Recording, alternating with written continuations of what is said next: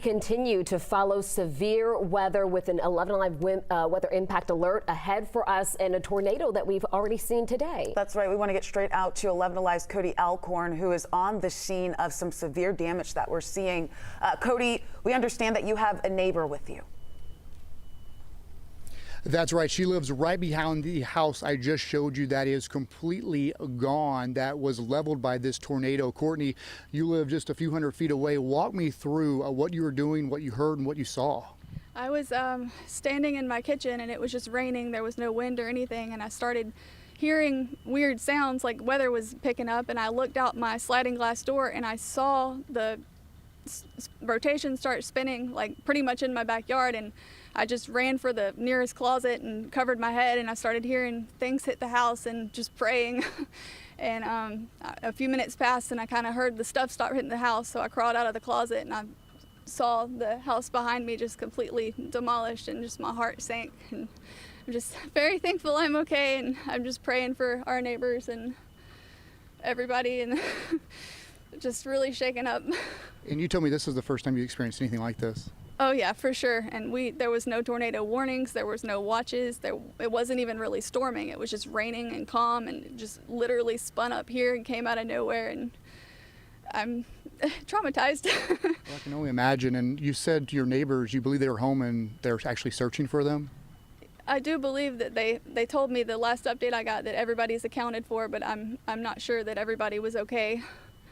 Well, thank you so much. And I said, I know this has been a really awful afternoon for you. As far as your house, is any damage to you guys? We somehow have very minor damage compared to the houses on both sides of us and all the houses behind us. So I was just very blessed to not, have to go through what they did when I was home alone, and just lucky. Well, Courtney, we're glad you made it out, and we'll talk to you just in a second. And again, I just want to give you guys that firsthand account. This thing came up so fast. I know there was a warning issued. We were actually in the newsroom just starting our afternoon editorial meeting when we got the word that a tornado warning was just issued. But as I mentioned, I saw this tornado on camera. This lady named Rachel, she was driving down 75, and you can see the spin up of this tornado cross 75 again in this area. So what we're going to be working on is to find out the conditions of the individuals who were in that home. We're told they were thrown possibly in this field behind me.